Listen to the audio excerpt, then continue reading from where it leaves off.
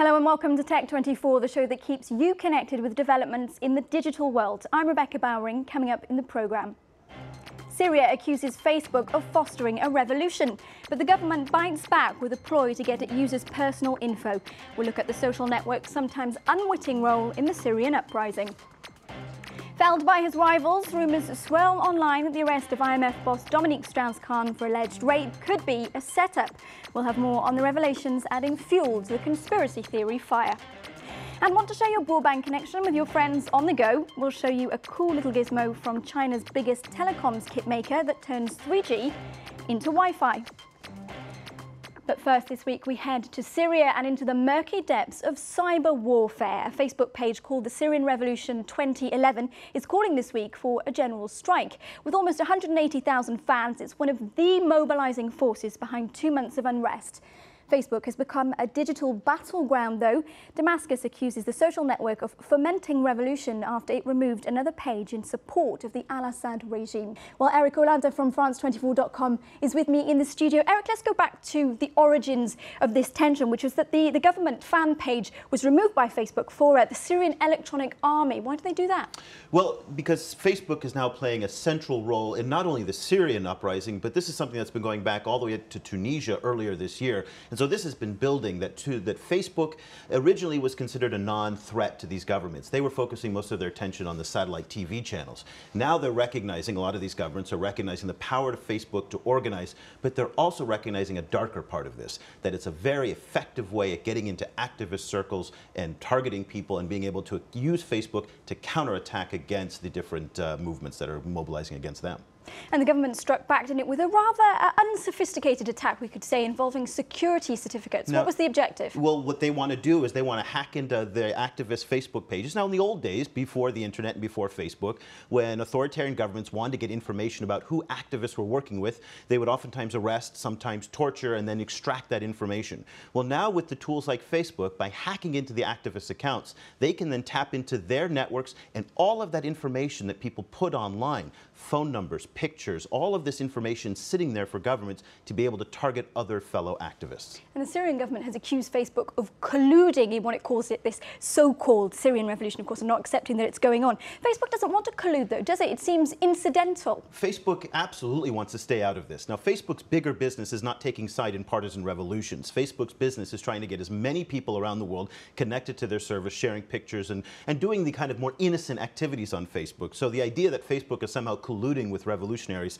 really is absurd on one level. However, what we're seeing governments now attack Facebook the same way that they've attacked here on France 24, they've attacked Al Jazeera, of colluding and facilitating these Arab revolutions, and not just, by the way, in the Middle East, but also, in Asia and other authoritarian governments. Has there been any response from the Facebook team to these allegations of collusion? They've been very, very quiet on this. And again, this is not something that they want to publicize. Facebook would rather stay as far away from this type of controversy as possible. However, them taking off the Syrian Electronic Army from Facebook is, again, an indication that they are paying attention to what's happening. So they're very much involved.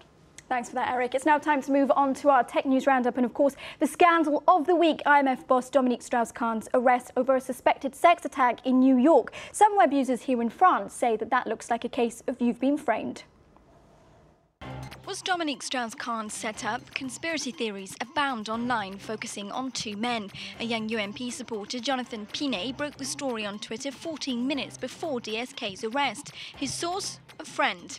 Arnaud Dessier, editor of the right-leaning Atlantico website, then retweeted the info. He recently published anti-DSK articles when the IMF boss was seen in a Porsche. Sarko's ex-web campaign manager denies the conspiracy claims. It's the smear attempt that spectacularly backfired. Facebook's been caught using a big PR firm to spread rumours about Google's privacy failures. The social network hired Burson Marsteller to plant negative stories about its rival's social circle feature. Rarely whiter than white itself on privacy, Facebook denies trying to smear Google, while Larry Page revels in the good press. After the hack attack, a welcome backpack. PlayStation Network gamers will be compensated for a month of downtime following a massive data breach. Sony is offering free video games and movie rentals. Some say it's too little too late. The PlayStation Network is now back online. Hats off to Lady Gaga. She's the first celeb to rack up 10 million Twitter followers, or monsters, as she prefers to call them. Now it's time to talk gadgets, and perhaps this week's toy is something you never knew you needed until now. It's a mobile hotspot that turns 3G into Wi-Fi. How does it work, Eric? Who knew that the internet comes in small, beautiful boxes like this? This is a Huawei portable internet, or a mobile internet. They like to call it an umbrella, and it's particularly useful for people who don't have regular access to the internet. So in many countries around the world, there's great telephone, mobile access, but there isn't internet access. Well, all you do is you take your SIM card out of your phone, put it into this, and all of a sudden up to 5 people for up to 3.5 hours, people can log on to the internet. So it's really a wonderful way at a very affordable price, about €100 without a subscription, to be able to access the internet and create a Wi-Fi hotspot. But you can't use it at the same time as have your mobile phone on. Well, you have to take that SIM card out of your phone and put it in here, so that does make it difficult, or impossible for that matter, to use both your phone and your have this hotspot going. But you can use it almost anywhere, even in the jungle. You can use it anywhere that there is cell phone connection, and here's a catch. It has to be 3G cell phone connection. Now, in many parts of Africa and Asia and South America, more and more places are getting connected with 3G, but it does have to have 3G to have that bandwidth in order to transmit the data. Tell us a little bit about the company this comes from. It's the second week we've talked about a giant of electronics that comes out of China, really. That's right. Last week we talked about the ZTE Blade, which is a Chinese telecom operator, and this is Huawei. Huawei, again, is one of the biggest companies you've never heard of, but throughout Africa now, and throughout actually around the world, Huawei is building the infrastructure that powers internet and cell phone networks, and they're also getting more and more into devices. So you can see the brand Huawei there, but Huawei is truly a massive company, one that we're going to keep a close eye on in the future. And you say it's less than €100. Can you rack up big data costs, though? You can. One of the catch you have to watch out for is a lot of cell phone plans have data limits on them, caps. So you have to check with your provider to make sure that you don't have a cap and you stay well within that cap, or else your cell phone bills can go up quite high.